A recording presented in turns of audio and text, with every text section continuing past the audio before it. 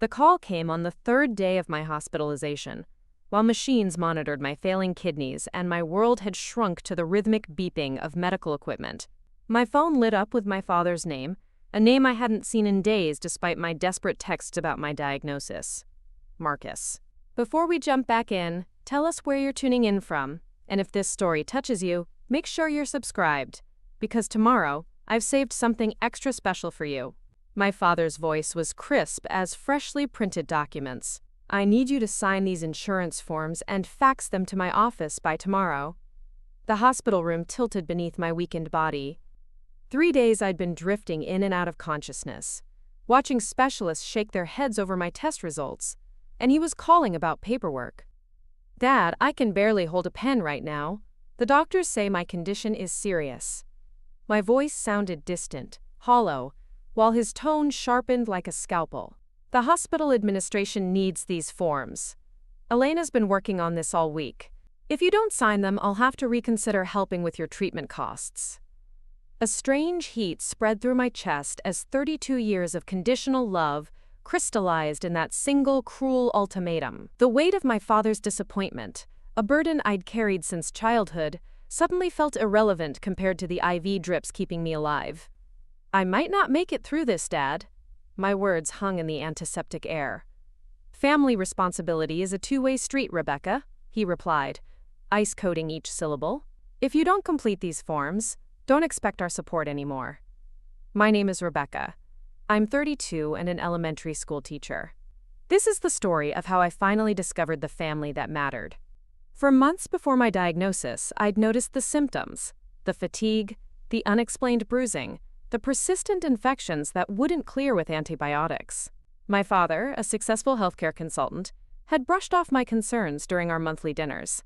"You're working too hard at that school," he'd say, his disappointment in my career choice barely concealed. "Elena never gets sick." My younger sister had always been the golden child, her medical degree and burgeoning practice a constant counterpoint to my disappointing choice to teach fourth graders. I'd been trying anyway, pouring my heart into my classroom while ignoring the growing weakness that had me napping during lunch breaks. I'd send progress reports about my students to my parents, grateful when they bothered to respond, while ignoring how my father would compare my modest achievements to Elena's research publications. "Dad says you could have been running a hospital by now if you'd listened to him," Elena had once reported, innocently repeating words that burned like acid. I'd smiled through the pain, explaining that helping children discover their potential was worth more than any executive title. I balanced it all. The passion for teaching, the physical strain, my father's conditional support, until the day I collapsed while teaching fractions and woke up in the emergency room with a diagnosis that rewrote my future: severe lupus nephritis with rapidly declining kidney function. The first 48 hours passed in a blur of specialist consultations and terrifying medical terminology. My mother, Caroline, came immediately, wrapping me in a gentle hug that unleashed my tears. "You're not alone, Rebecca," she whispered, voice thick. "Your father's tied up with a conference," she explained apologetically. "He's looking into specialist options." I nodded, too drained to process the sting of his absence. I curled into the hospital bed, refusing unnecessary movement as nurses adjusted medication drips and checked vital signs. I talked constantly on the phone to my fourth graders when I had the strength, listening to their messages read by our substitute, afraid disconnection might make everything more real. By the third morning, my nephrologist delivered cautious news. "The treatment is showing some response. We're going to adjust your medication today." Hope flickered like a fragile flame. That's when my phone buzzed with my father's call about the insurance forms. Standing in that hospital room, the ultimatum hanging between us, something inside me finally broke free. 32 years of seeking approval, of making excuses for the coldness, of believing I was somehow defective for choosing teaching over medicine. "I can't sign forms I haven't even seen while I'm this sick," I said, my voice suddenly calm and unshakable. "If you want to help, come visit me like a real father would." I hung up, silenced notifications from his number, and sank back against my pillows, a strange peace settling over me despite the chaos. "Everything okay?" asked Michael, the day nurse who'd become my anchor through the long, painful procedures. "Not really," I admitted, "but I'm focusing on what I can control." The monitors beeped steadily as doubt crept in. My father's connections in healthcare represented access to specialists I couldn't reach on my teacher's insurance. Would my decision hurt my chances long term? The weight of illness felt suddenly heavier. Preparing and narrating this story took us a lot of time, so if you are enjoying it, subscribe to our channel, it means a lot to us. Now back to the story. My phone buzzed again. Elena, this time. Dad says you're being difficult about the insurance paperwork. Your kidney function is declining, but it's just a signature. Send the forms at least. I stared at the screen, stunned. Just a signature. My body was attacking itself, and they wanted paperwork. More texts followed from relatives, all focused on the forms, none asking how I was feeling. Their priorities cut deeper than my father's threat, revealing a painful truth I'd been avoiding. Their version of family was about obligations, not love. As evening fell, I was struggling through a painful dialysis session when my classroom assistant Olivia arrived with a handmade card for my students. "We miss you, Ms. Foster," was written in 20 different handwritings alongside colorful drawings. Tears streamed down my face as Olivia squeezed my hand. "The kids organized a read-a-thon to raise money for your medical fund," she said. "Parents are donating sick days so you don't lose pay." I clutched the card, overwhelmed by this unexpected kindness from people who owed me nothing but had shown up anyway. That night, as machines filtered my blood, I scrolled through my father's messages, each more demanding than the last. The final one stopped me cold. "Elena found you a specialist who owes me a favor. Call me when you're ready to cooperate." For a moment I wavered. A specialist could make all the difference, and my insurance was basic at best. But the transactional nature of his help made me physically ill. Love shouldn't come with paperwork. I turned off my phone and tried to sleep. The next morning brought the hospital financial counselor to my room. "Ms. Foster, I've been reviewing your insurance situation," she began, her expression gentle but concerned. "It appears there might be some confusion. Your father contacted us about a supplemental policy, but we can't locate it in our system." My heart pounded. "What supplemental policy?" She checked her tablet. "According to him, you have coverage through his consulting firm's group plan as a dependent. But our verification shows only your teacher's union insurance." The pieces clicked together with sickening clarity. There was no supplemental policy, just my father's attempt to use a non-existent insurance connection as leverage. The forms weren't even real hospital documents. I'd been manipulated while fighting for my life. "There's only my teaching insurance," I confirmed, a strange calm settling over me. "But please check if I qualify for the hospital's financial assistance program." The counselor nodded sympathetically. "We've already started that process. The social worker will visit this afternoon." When my mother arrived an hour later, I confronted her with the truth. Her face crumpled in shame. "I didn't know about the fake forms," she whispered. "But I knew there was no supplemental policy. Your father thought it would make you reconsider your teaching career if you faced medical bills without his help." The betrayal sliced through my remaining illusions about my family. "You let him use my illness as a teaching moment?" My voice rose sharply, triggering alarms on my heart monitor. My mother reached for my hand, but I pulled away. "He's always wanted what's best for you," she insisted weakly. "No," I countered, the clarity of my anger surprisingly steadying. "He's always wanted me to be what's best for him. There's a difference." The next few days passed in a blur of medical procedures and financial discussions. My teaching colleagues rallied around me, organizing meal deliveries for when I returned home, and setting up an online fundraiser that quickly exceeded its goal. Parents from my class volunteered to drive me to follow-up appointments. My students sent daily video messages that made me laugh despite the pain. On the 5th day, as I was working with the physical therapist to maintain my strength, Elena appeared in my doorway. Her expression was uncharacteristically uncertain, her normally confident posture diminished. "Dad said you're refusing the specialist he found," she began, then faltered as she took in the tubes and monitors surrounding me. I met her gaze steadily. "There was never a specialist, Elena, just like there was never a supplemental insurance policy." Her confusion seemed genuine. "What are you talking about?" "Dad's been paying your premiums for years." I gestured to the chair beside my bed. Sit down. It's time you heard the truth. For the next hour, I laid out the financial counselor's findings, the fake forms, the years of manipulation. Elena's face paled as the reality of our father's behavior became undeniable. I had no idea, she whispered finally. I believed him when he said you were just being stubborn about accepting help. I've been trying to earn his approval my entire life, I admitted, the words both painful and freeing. But I'm done compromising my integrity to get it. Elena nodded slowly, something shifting in her expression. I've spent my career trying to make him proud too, she confessed. Chosen specialties I hated, worked hours that made me miserable, dated men he approved of, and it's never enough. For the first time in years, we really talked, not as competitors in our father's approval game, but as sisters, trying to understand how we'd been pitted against each other. When she left that evening, something fundamental had changed between us. The rivalry had cracked, revealing a potential for genuine connection. That night, as I drifted in and out of sleep, my father appeared at my bedside unannounced. "This has gone far enough," he declared, his voice carrying the authority that had intimidated me since childhood. "I've arranged for you to be transferred to a private facility where Elena has privileges." I studied his face, the familiar, determined set of his jaw, the impatient tapping of his designer watch, the absolute certainty that I would eventually yield as I always had before. But the person who had automatically deferred to him no longer existed. "No," I said simply. His eyebrows shot up.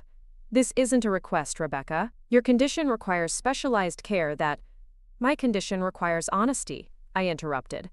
"Something you haven't provided. There is no supplemental insurance policy, is there?" A flicker of discomfort crossed his face before his expression hardened. "That's beside the point. What I need is to be treated with respect," I continued, my voice gaining strength despite my physical weakness. "The forms you wanted me to sign, they weren't real hospital documents, were they?"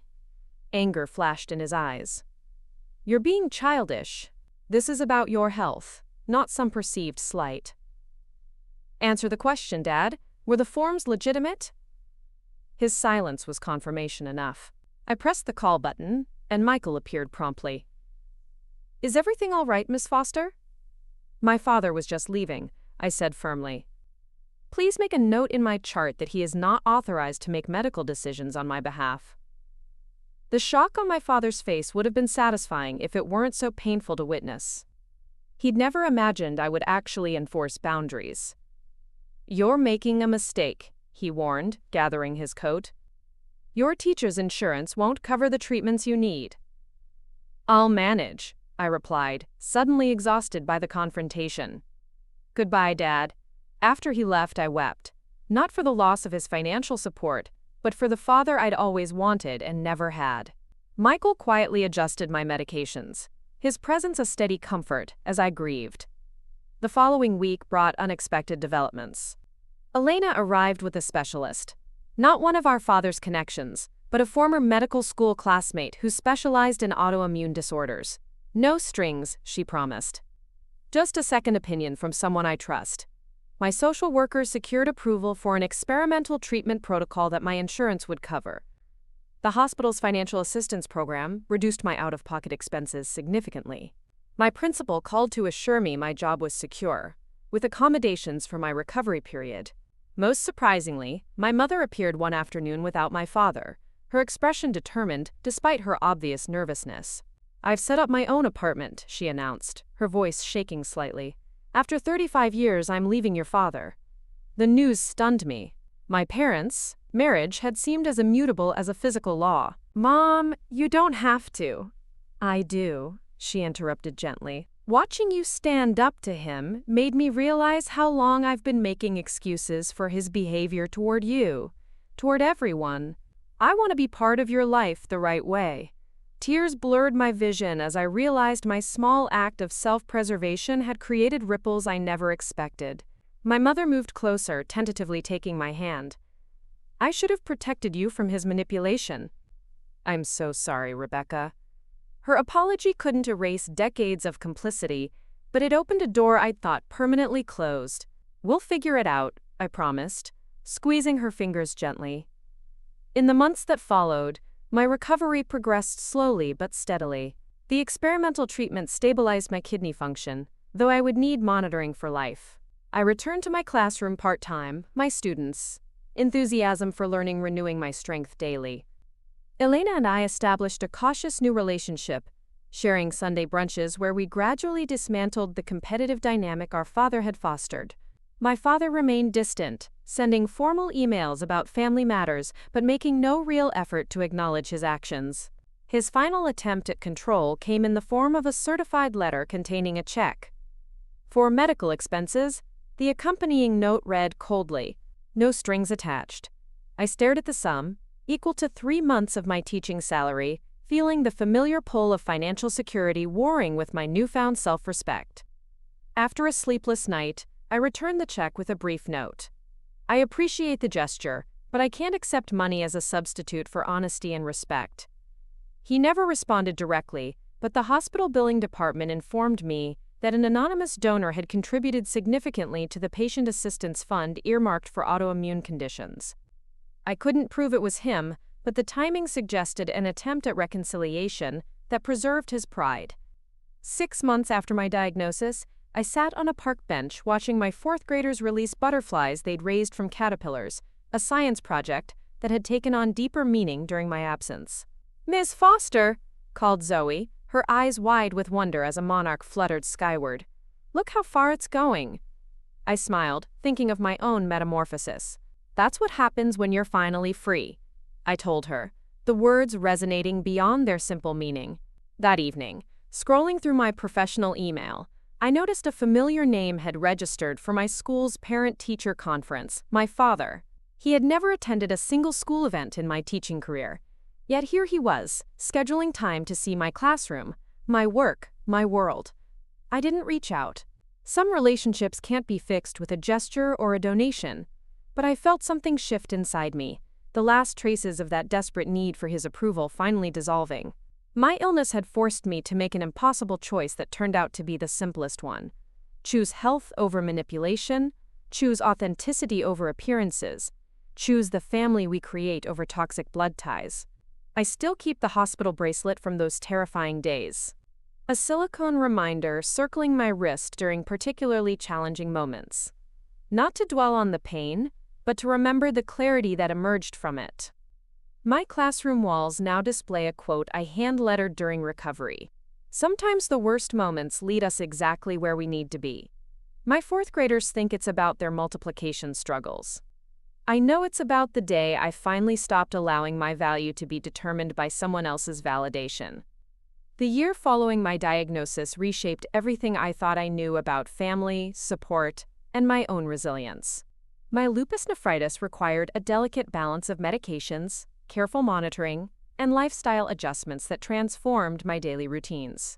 The elementary school administration modified my schedule to accommodate treatment days, fellow teachers donated sick days when my own ran out, and parents organized a meal delivery system during my worst flares. These acts of generosity from my school community, people connected to me by choice rather than blood, illuminated the stark contrast with my biological family's conditional support. While my father remained distant, my relationship with Elena evolved in unexpected ways.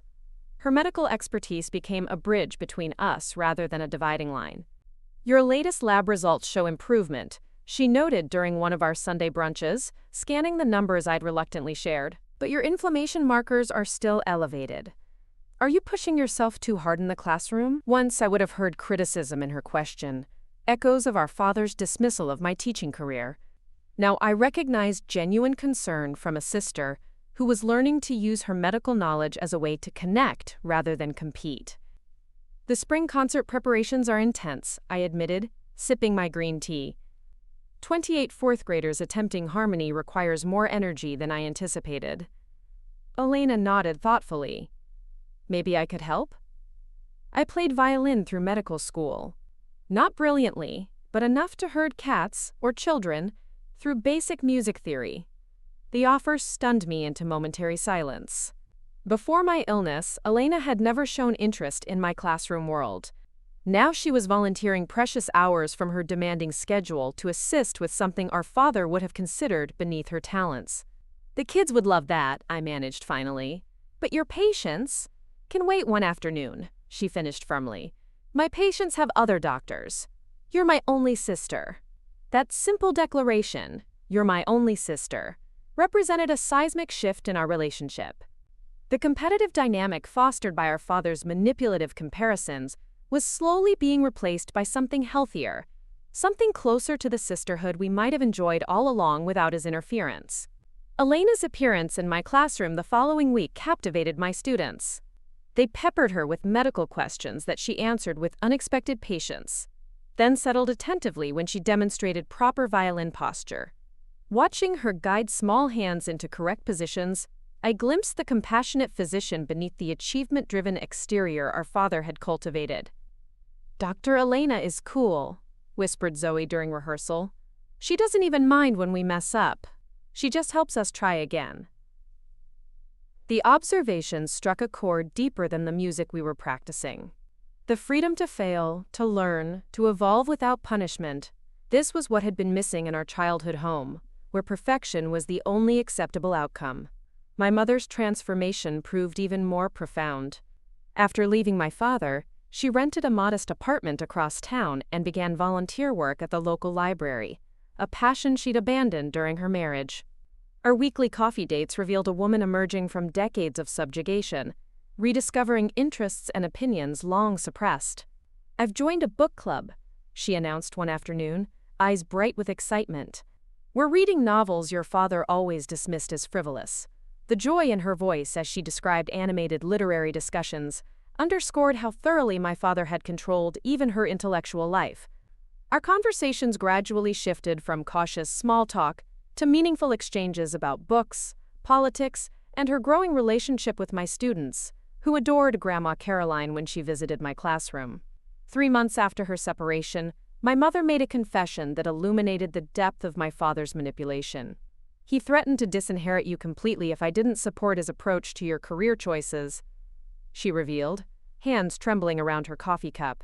"He said your teaching was a phase, that financial pressure would eventually force you towards something more prestigious." The revelation should have angered me, but instead brought a strange sense of peace. Understanding the calculated nature of his disapproval somehow diminished its power. "He never understood that some callings aren't about money or status," I replied, thinking of my students' eager faces during morning circle time. My mother reached across the table, her fingers cool against mine. "I should have been stronger," she whispered. "Should have protected you from his conditional love." "You're being stronger now," I assured her, recognizing the courage required to rebuild a life at 63. That's what matters. The medical bills continued arriving with alarming regularity, each one a potential financial catastrophe despite insurance coverage and hospital assistance programs. Teaching had always been a calling rather than a practical career choice, but my salary's limitations became painfully apparent as treatment costs mounted. One evening, reviewing yet another statement with incomprehensible billing codes and heart-stopping totals, I felt the familiar wave of anxiety threatening to overwhelm me. A text message interrupted my spiral. Olivia, my classroom assistant, sending a photo of tomorrow's art project preparations. "The kids are so excited for papier-mâché planets tomorrow. Rest up, boss lady." The image of colorful newspaper strips and balloon forms centered me immediately. 28 children were counting on me to guide their solar system creation. Regardless of the papers scattered across my kitchen table, I filed the bills in their designated folder and turned instead to lesson planning, choosing to focus on what I could control rather than what I couldn't. The next morning brought an unexpected visitor to my classroom door, Sandra Martinez, mother of my student Miguel and the hospital's financial services director. She'd volunteered regularly for class activities but had never mentioned her professional connection to my treatment center. "Do you have a moment after dismissal?" she asked quietly while students filed in for morning announcements. "I have some information that might help with your situation." Those few hours of waiting stretched interminably as I led lessons with forced cheerfulness, my mind racing with possibilities. When the final bell rang and my students departed in their usual whirlwind of backpacks and forgotten lunchboxes, Sandra returned with a folder tucked under her arm. "Miguel mentioned your class discussion about community helpers," she began, settling into a student chair that barely contained her professional poise. It made me realize I hadn't been much help to a community member who needs it. She opened the folder, revealing familiar hospital letterhead. "I've reviewed your case, and you qualify for the hospital's Medical Professional Courtesy Program. You're an educator serving underprivileged students, which meets our criteria." My confusion must have been evident because she continued with gentle patience. "It's a program for healthcare workers, teachers, first responders, people who serve the community but often lack comprehensive insurance. It will reduce your remaining balances by 70%. Disbelief and suspicion warred within me. I've never heard of this program. Did my father arrange this? Sandra's expression shifted to surprise. Dr. Foster? No, this has nothing to do with him. It's a long-standing hospital policy, though not widely advertised, due to limited funding. Your social worker should have informed you. The tension eased from my shoulders as she explained the application process, straightforward paperwork without manipulative strings attached. For the first time since my diagnosis, financial breathing room seemed possible without sacrificing my independence or principles. Why are you doing this? I asked, finally humbled by her matter-of-fact kindness. Sandra glanced at Miguel's desk, where a half-finished Planet Mars waited for tomorrow's completion. Miguel struggled with reading before your class. Other teachers labeled him disruptive. You recognized his dyslexia, arranged testing, and stayed after school to work with him for months. She met my gaze directly. You changed my son's life, Ms. Foster. This is the least I can do. That evening, I called Elena with the news, expecting shared relief at this financial reprieve. Her reaction caught me off guard. I knew about that program, she admitted, her voice tight with shame. Dad told me not to mention it, said you needed to learn the consequences of your career choice. The revelation landed like a physical blow. You knew I was drowning in medical debt, and you stayed silent? I'm sorry, she whispered. I've spent so many years following his lead that I didn't question it until recently. When you stood up to him in the hospital, it started me thinking about all the ways I've been complicit in his manipulation. Her honesty deserved acknowledgement, even through my hurt. Thank you for telling me the truth now. I managed finally. That's where healing starts. Our conversation marked another turning point in our evolving relationship. Painful but necessary recognition of the damage our father's influence had wreaked. Elena's willingness to acknowledge her role in my financial stress, rather than defensively justifying it, suggested growth neither of us had thought possible months earlier. As spring advanced towards summer, my health stabilized into a manageable rhythm of good days interspersed with challenging ones. My students adapted with remarkable flexibility, instinctively quieting their energy during my fatigue days, and celebrating with extra enthusiasm when I could fully engage. Their graduation to 5th grade approached with bittersweet momentum. I'd missed this particular class desperately, having bonded through my illness in ways that transcended ordinary teacher-student relationships. One Tuesday afternoon, as we practiced for the promotion ceremony, the classroom door opened to reveal my father standing uncertainly at the threshold. His unexpected presence froze me mid-sentence, the practiced congratulatory speech dying on my lips. 28 young heads swiveled between us with undisguised curiosity. Class, please continue practicing your lines with Mrs. Olivia, I managed finally, nodding toward my assistant. I need a moment. In the hallway, my father looked strangely diminished in the elementary school setting, his imposing presence somehow reduced by the colorful bulletin boards and low water fountains. He clutched a leather portfolio like a shield. What are you doing here? I asked, keeping my voice neutral despite the thundering pulse in my ears. He cleared his throat, uncharacteristic uncertainty crossing his features. You registered me for a parent-teacher conference months ago. The reminder came today. I'd forgotten entirely about that impulsive registration, sent during my early recovery when hope for reconciliation still flickered.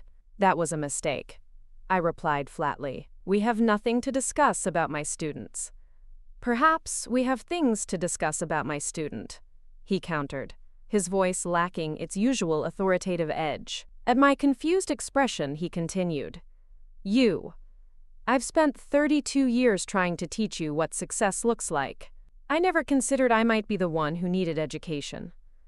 The statement was so unlike him that momentary speechlessness overtook me. Through the classroom window, I could see my students watching with undisguised interest while pretending to rehearse. Their presence anchored me. "This isn't the time or place," I said finally. "My students need me." "They're fortunate," he replied, surprising me again. "Elena tells me you're an exceptional teacher. I'd like to see that for myself, if you'll permit it." The request, not a demand but an actual request, destabilized my carefully constructed defenses. Part of me wanted to refuse on principle, to deny him access to this world he'd belittled for years. But a smaller, quieter part recognized that genuine understanding might begin here, in the environment that defined my professional identity. "You can observe from the back," I decided.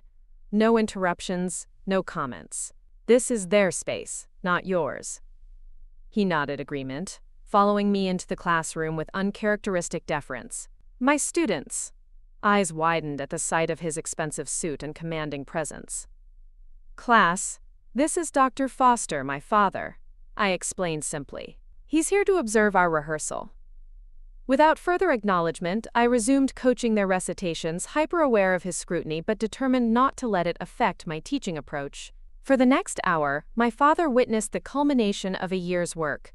Students confidently presenting research projects, reciting memorized poetry, and supporting classmates through nervous moments with encouraging whispers. When Miguel, who had overcome significant reading challenges, flawlessly delivered his 3 assigned sentences, spontaneous applause erupted from his peers. I caught my father leaning forward during this moment, his expression surprisingly engaged. The clinical detachment he typically maintained had slipped, revealing something closer to genuine interest as he watched these children celebrate each other's achievements without competitive ranking or judgment. When the final bell rang and students departed with excited chatter about tomorrow's activities, my father remained seated, studying the classroom walls covered with student work, inspirational quotes, and our collaborative art projects. "You've created something remarkable here," he said finally, gesturing toward the evidence of our learning community. "They respect you, but they're not afraid of you." That's unexpected. The observation revealed volumes about his own leadership philosophy, where respect and fear were considered inseparable. "Fear prevents authentic learning," I explained, straightening desks automatically. "These kids take risks because they know failure is just information, not identity." He absorbed this in silence, then opened his portfolio and removed a thick envelope. "I came to give you this," he said, placing it on my desk. "It's not contingent on anything, no forms to sign, no expectations to meet." Wariness immediately tightened my shoulders. "What is it?" "The supplemental insurance policy I claimed existed," he replied, surprising me again. "I've established it retroactively through my company. It will cover your outstanding medical expenses and provide coverage for ongoing treatment." The gesture simultaneously touched and troubled me. "Why now?" He studied the classroom globe on a nearby shelf, spinning it absently before answering. "Your mother left me. Elena questions my judgment. My colleagues, children attend your school and sing your praises." His gaze finally met mine. "Everyone I respect seems to recognize your value except me. That suggests the deficiency lies with my perception, not your choices." The admission, so contrary to his lifelong certainty, stunned me into silence. He continued without waiting for response. "I'm not asking for forgiveness or relationship, just offering what should have been provided without manipulation from the beginning." I considered the envelope, recognizing it represented security my teacher's salary couldn't provide. Accepting it didn't mean forgetting the betrayal or erasing the damage done. Perhaps it simply meant acknowledging that healing could begin with practical amends, rather than emotional declarations. "Thank you," I said finally, taking the envelope. "This will help considerably." He nodded once, then gestured toward a student science project display. Miguel's solar system model shows remarkable attention to detail. The observation, so ordinary yet so meaningful coming from him, created an opening I hadn't anticipated. "Would you like to see their final presentations? The science fair is next week." "I would," he replied simply. We didn't hug or exchange emotional declarations. The chasm between us remained substantial, the hurt still raw beneath surface civility. But standing in my classroom, the space that defined my purpose, I recognized that relationships, like autoimmune conditions, required management rather than miraculous cures. Small steps forward, careful monitoring, occasional retreats during flare-ups, and measured expectations of progress. That evening, I called an impromptu gathering at my apartment. Elena, my mother, Olivia, and Michael from the hospital nursing staff. As we shared takeout and laughter around my small dining table, I studied these faces that had formed my support system through crisis. "I have news," I announced, explaining my father's unexpected visit and insurance provision. Their reactions ranged from cautious optimism, my mother, to outright suspicion, Elena. But all recognized the practical value of the offer. "Does this change anything?" Elena asked, the question layered with meaning beyond financial considerations. I considered carefully before answering. "It changes my medical options. It eases financial pressure. It suggests he's capable of growth." I ran my finger around my water-glass rim thoughtfully. "But it doesn't erase what happened or guarantee transformation." "People can change," my mother offered softly. "Even after decades of rigidity, sometimes," I agreed, thinking of my father's face as he watched my students support each other. "But relationships change too. Their importance, their centrality, their power to define us." Looking around at these people who had shown up without conditions or expectations, I realized my definition of family had fundamentally shifted. Blood connections mattered, but chosen connections sustained. Professional colleagues had become personal supports. Medical providers had become friends. Traditional boundaries had dissolved in the face of genuine need and authentic response. My father might eventually earn a place in this reconfigured family circle. The insurance policy suggested possibility rather than certainty. But regardless of his evolution, I had discovered something invaluable through illness and betrayal. The unshakable knowledge that my worth existed independently of his recognition, that love shouldn't require negotiation, and that the family we create through choice often provides the foundation our birth family couldn't establish. Later that night, I added a second quote beneath the first on my classroom wall. "Family is who shows up. Not just in crisis, but in ordinary moments that build extraordinary connections." When my students asked the next morning who had inspired those words, I smiled and answered truthfully, "Everyone who helped me heal." The summer after my diagnosis brought unexpected transformations, like wildflowers pushing through cracks in cement. As my health stabilized with the new treatment protocol, I ventured beyond the careful boundaries of work and medical appointments. My specialist approved moderate hiking, a passion I'd abandoned as fatigue overtook me before diagnosis. The first Saturday morning I stood at Riverside Trail's entrance, breathing deeply of pine-scented air, felt like reconnection with a forgotten piece of myself. "Take it slow," Elena cautioned, adjusting her backpack beside me. Our weekend outings had become routine, another thread in our rewoven relationship. "We're aiming for the first lookout, not the summit." I nodded, grateful for her medical vigilance wrapped in sisterly concern rather than paternal judgment. "Small victories," I agreed, taking the first step onto the path that wound upward through dappled forest light. That phrase, "small victories," had become my mantra during recovery. Where once I measured life through my father's achievement-oriented metrics, illness had taught me to value incremental progress. Each medication adjustment that reduced symptoms without triggering side effects. Each full day of teaching without exhaustion-induced naps. Each student breakthrough that justified my career choice despite its modest financial rewards. Halfway up the trail, we paused beside a stream tumbling over moss-covered rocks. Elena handed me water without comment, her physician's eyes assessing my color and breathing. Once, her monitoring would have felt intrusive. Now it represented care untethered from control. "I had lunch with Dad yesterday," she mentioned casually, gathering a smooth stone from the water's edge. "He asked about you." The statement hung between us, neither expectation nor pressure, simply information offered without agenda. 3 months had passed since his classroom visit and insurance provision. Our interactions remained limited to occasional text messages about my health, clinical rather than personal, but lacking the previous undercurrent of disappointment. "What did you tell him?" I asked, watching sunlight dance across the water's surface. Elena skipped the stone across the stream, where it bounced 3 times before sinking. "That you're teaching summer enrichment for advanced science students, that your last lab results showed improvement." She turned, meeting my gaze directly. "That you're thriving despite ignoring his life plan for you." A laugh escaped me, spontaneous and unfettered. "You actually said that?" "He needed to hear it," she replied, smiling slightly. 20 years of medical training, and my most important diagnosis was recognizing the toxicity of conditional approval. She selected another stone, testing its weight thoughtfully. "I'm learning to deprogram myself too." The admission contained volumes.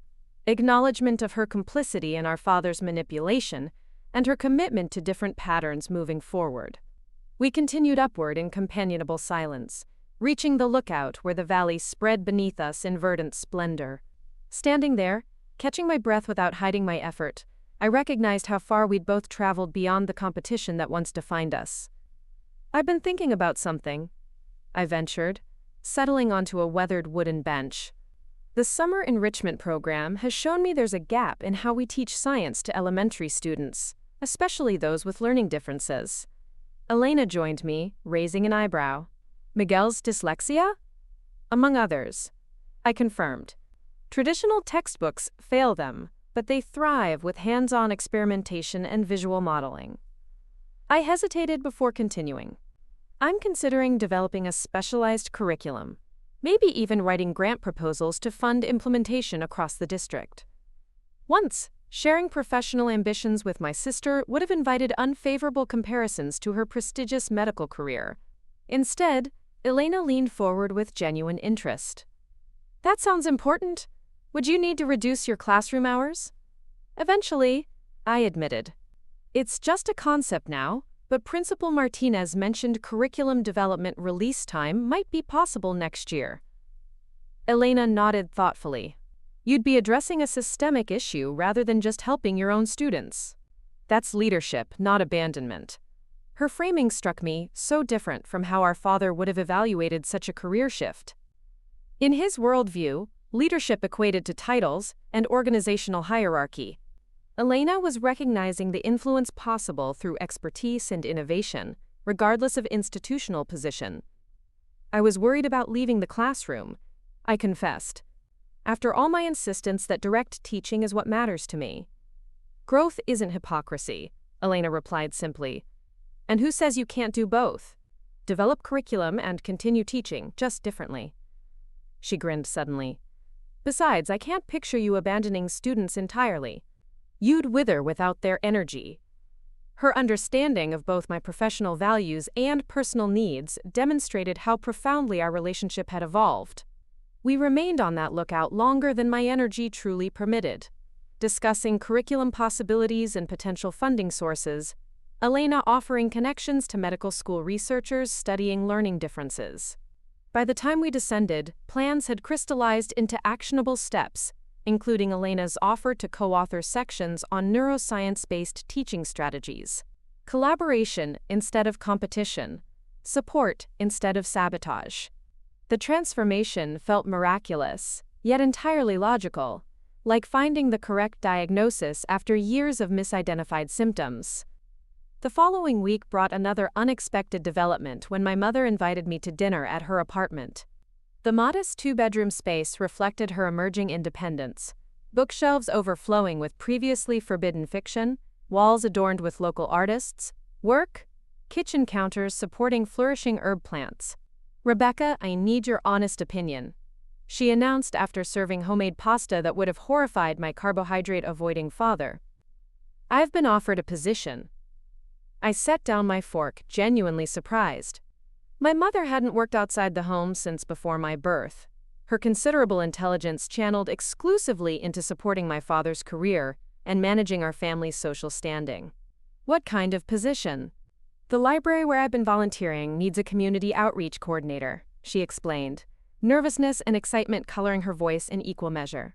They've created a new role focused on developing programs for seniors and homebound residents.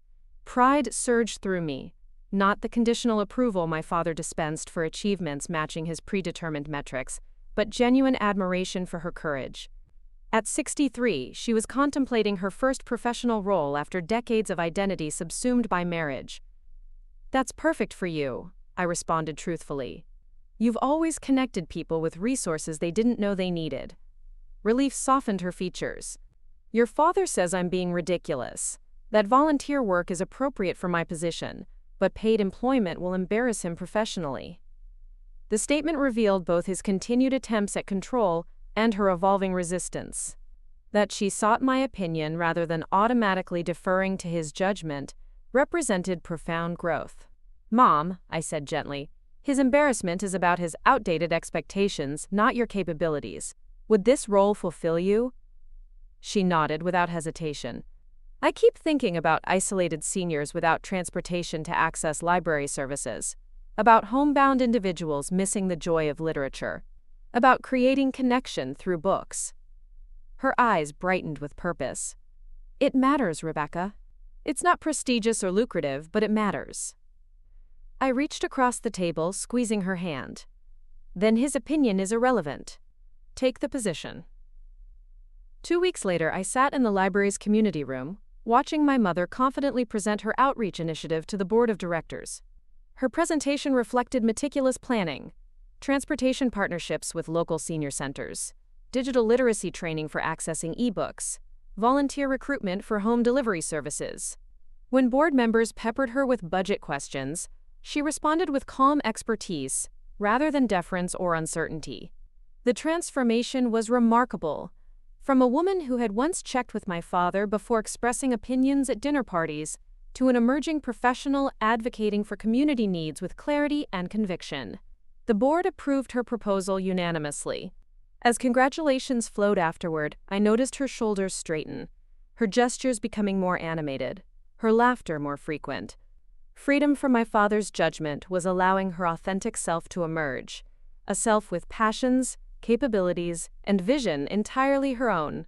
"I start Monday," she told me later over celebration coffee. "Part-time initially, but the director mentioned potential for expansion if the program succeeds."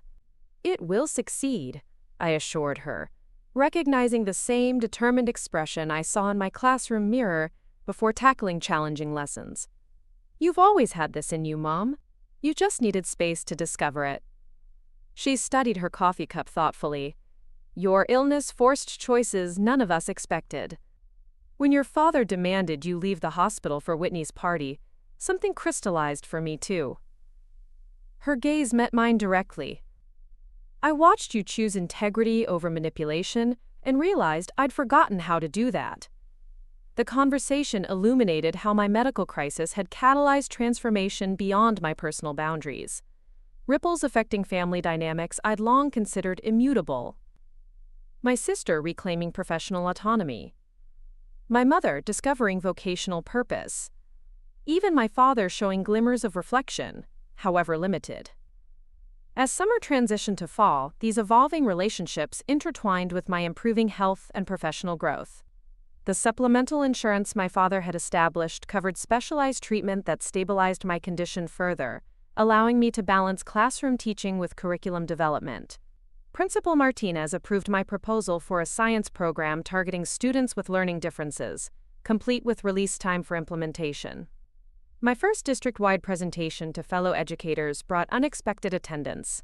Every chair filled, teachers standing along walls, eager for approaches that might reach struggling students.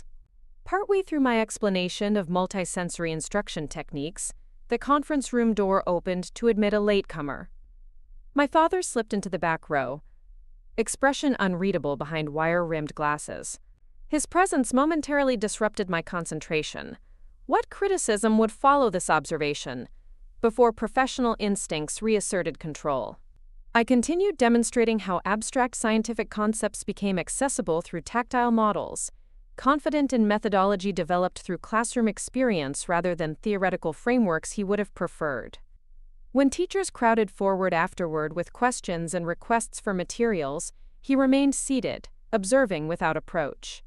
Only after the room cleared did he make his way to the presentation table where I gathered scattered handouts. "Impressive turnout," he noted, adjusting his tie in what I recognized as a nervous gesture rarely displayed. "Your colleagues seem quite receptive." The measured compliment, free from comparative diminishment or qualification, caught me off guard. "The district has needed this approach for years," I replied carefully. "I'm just formalizing what good teachers already intuitively understand about learning differences." He nodded, fingers trailing across my illustrated handout. "Elena mentioned you're writing a curriculum guide. Will it be published?" The question contained no judgment, merely curiosity about professional development previously deemed unworthy of attention. "The district will distribute it internally first," I explained, maintaining emotional distance despite the unprecedented interest. "External publication depends on implementation results." "Evidence-based approach?" He noted with approval that once would have meant everything and now registered as merely pleasant. "Appropriate methodology." We stood in awkward silence before he cleared his throat. "I've been consulting with an educational foundation focused on STEM accessibility. Your work might interest them." He extended a business card with a name I recognized from educational research literature. "If you'd like an introduction, I'd be happy to facilitate." The offer represented something unprecedented: support for my chosen field without attempts to redirect my path toward his preferences. Not reconciliation exactly, but acknowledgement that my professional choices deserved respect rather than correction. The gesture contained no manipulation, no conditions, no comparison to alternate careers he considered superior. "Thank you," I said simply, accepting the card. "I'll consider it." He nodded once before turning toward the exit, pausing at the door. "Your mother tells me you're meeting her new colleagues tomorrow. Please convey my congratulations on her program's expansion." The statement, acknowledging my mother's professional identity without undermining its value, suggested evolution I hadn't thought possible. Not transformation or redemption, but incremental growth from a man whose rigidity had seemed immutable. The following evening brought an unexpected invitation: dinner at Elena's home with guests including my mother, my classroom assistant Olivia, Michael from the hospital nursing staff, and Sandra Martinez, whose intervention had connected me with critical financial assistance. "What's the occasion?" I asked Elena upon arrival, noting the carefully arranged table and special occasion wine glasses. "Celebrating milestones," she replied cryptically, ushering me toward the living room where conversation flowed among people connected through my illness but now linked by genuine friendship. The evening unfolded with surprising revelations. My mother's library outreach program had received county-wide recognition. Sandra's son Miguel had been accepted into an advanced science program, based partly on my recommendation. Michael had completed nurse practitioner certification with Elena's mentorship. Olivia had enrolled in education courses, inspired by our classroom collaboration. "And you," Elena announced, raising her glass toward me when dessert arrived, "have officially been approved as curriculum specialist with classroom retention. The best of both worlds, exactly as you hoped." Applause erupted around the table, genuine celebration of professional achievement without comparative judgment or conditional approval. These people valued my success because they valued me, not because it reflected advantageously on them or matched predetermined metrics of worthiness. "There's more," Elena continued, reaching for an envelope beside her plate. "This arrived today." Inside, I found official confirmation of a grant I'd applied for months earlier: funding for expansion of my science curriculum for learning differences across multiple districts. The amount exceeded my annual teaching salary, with provisions for both material development and implementation training. "This changes everything," I breathed, scanning financial details that would allow full expression of educational philosophies I developed through years of classroom experience. "I can actually create system-wide impact. Exactly what you've been working toward," my mother affirmed, pride evident in her expression, "and completely aligned with your values." The observation struck me deeply. This achievement represented advancement without compromise, expansion without abandonment of core principles. I hadn't needed to become someone else to succeed, hadn't required my father's connections or approval to create meaningful professional impact. As conversation continued around celebration dessert, I found myself contemplating the journey from hospital bed to this moment of community and purpose. The illness that had threatened my life had paradoxically liberated it, forcing choices that clarified priorities and boundaries long obscured by familial expectations. My father remained peripheral to this celebration, his absence neither surprising nor devastating. Our relationship continued its careful evolution. Respectful distance punctuated by occasional professional interaction, rather than forced reconciliation or complete estrangement. Some bonds reformed through crisis. Others required permanent reconfiguration to prevent recurring damage. Later that evening, as guests departed with warm embraces and promises of continued connection, Elena drew me onto her balcony, where city lights sparkled below like earthbound stars. "I have something to tell you," she began, uncharacteristic nervousness in her posture. "I'm leaving Dad's practice." The announcement stunned me. Her position in our father's prestigious medical group had been the culmination of his careful career orchestration, the fulfillment of ambitions he'd mapped since her childhood. "What happened?" I asked, searching her expression for signs of conflict or distress. "Nothing dramatic," she assured me. "I have accepted a position with Children's Hospital's autoimmune clinic. Lower prestige, better hours, more meaningful patient interaction." Her smile held certainty rather than defiance. "I'll be working with kids like Miguel, bright, capable children whose potential is temporarily overshadowed by health challenges." The parallels to my own professional evolution weren't coincidental. We had both discovered paths aligned with internal values rather than external validation, career trajectories measured by impact rather than status. "Dad must be livid," I ventured, imagining his reaction to this departure from carefully constructed plans. Elena's expression held surprising compassion. "He's struggling," she acknowledged, "but also learning that his approval isn't the currency it once was, that both his daughters can succeed without his orchestration." As we stood together in comfortable silence, I realized how thoroughly crisis had reorganized my definition of success. Before illness, I had accepted my father's implicit message that my teaching career represented compromise rather than achievement. Now I recognized that authentic success meant alignment between values and actions, regardless of external metrics. My father had measured life through prestigious affiliations, financial accumulation, and hierarchical advancement. Illness had taught me to value genuine connection, meaningful contribution, and integrity of purpose, currencies that retained value regardless of physical limitations or social standing.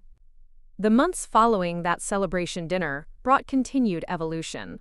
My curriculum project expanded beyond original parameters, drawing attention from educational researchers and disability advocates. My mother's library program received state-level recognition, complete with newspaper features highlighting innovative outreach methods. Elena's transition to pediatric specialty care renewed her passion for medicine while preserving her personal well-being. My father's adjustment to these changes progressed unevenly. He attended my curriculum launch event, offering technical suggestions that reflected actual engagement with the material rather than dismissal of its importance. He mentioned my mother's achievements during rare family gatherings, awkward but sincere recognition of her professional identity. He referred patients to Elena's new practice despite its separation from his carefully constructed medical empire. Small acknowledgments rather than dramatic reconciliation. Respect gradually replacing control, not transformation but incremental growth, the only kind truly sustainable over time. 1 year after my hospitalization, I returned to the treatment center for my scheduled evaluation. The familiar corridors no longer triggered anxiety, instead representing the beginning of reclaimed health, rather than the threat of its loss. My nephrologist reviewed improved laboratory values with evident satisfaction. "The treatment protocol is working beautifully," she confirmed, scrolling through digital charts. "Your kidney function has stabilized completely." Relief washed through me, though not surprise. My body had been communicating healing for months through increased energy, reduced symptoms, and restored capacity for both professional demands and personal joys. "What's the long-term prognosis?" I asked, the question containing multiple layers. Medical, professional, personal. She met my gaze directly. "Continued medication compliance, regular monitoring, stress management, But with those parameters, there's no reason you can't live a completely full life on your own terms. On my own terms. The phrase resonated beyond its medical context. My illness had forced reckoning with precisely that question. Whose terms would define my existence? My father's carefully constructed expectations? My sister's seemingly superior choices? Society's measurements of success through acquisition and advancement? Or my authentic values? Connection over competition, contribution over accumulation, integrity over appearance. As I left the hospital that afternoon, I paused in the corridor, where my father's ultimatum had crystallized everything wrong with our relationship. Standing in that same spot a year later, I recognized how thoroughly crisis had reorganized my priorities and boundaries. The initial devastation of diagnosis had ultimately delivered clarity impossible to achieve through less dramatic circumstances. My phone buzzed with Elena's text, a reminder of our weekend hiking plans, now a regular sisterly ritual rather than medical supervision. My mother's message followed, confirming Thursday's dinner before her library fundraising event. My classroom assistance update included photos from student science experiments successfully implemented through my curriculum. Each notification represented connection rooted in authenticity rather than obligation. When my father's name appeared on the screen, I felt neither dread nor desperate hope, simply curiosity about which version of our evolving relationship this contact represented. His message was characteristically brief. Spoke with the Educational Foundation director about your curriculum. She's impressed. Dinner next week to discuss potential national implementation? Not apology or emotional reconciliation, but professional respect and practical support. Perhaps the only bridge possible given our history and his limitations.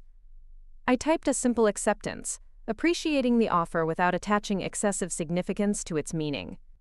Our relationship would likely always carry complicated histories and careful boundaries.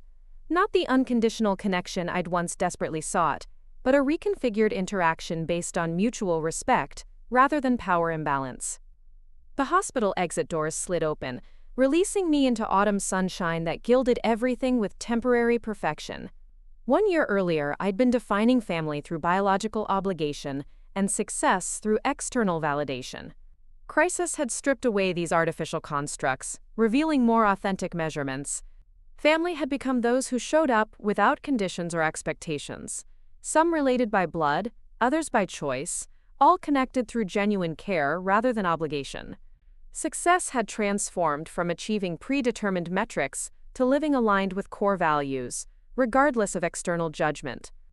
The illness that threatened to diminish my life had paradoxically expanded it, not through miraculous recovery or dramatic reconciliation, but through forced examination of what truly mattered when everything extraneous fell away. In losing my father's approval, I'd gained something far more valuable, the unshakable knowledge that I didn't actually need it.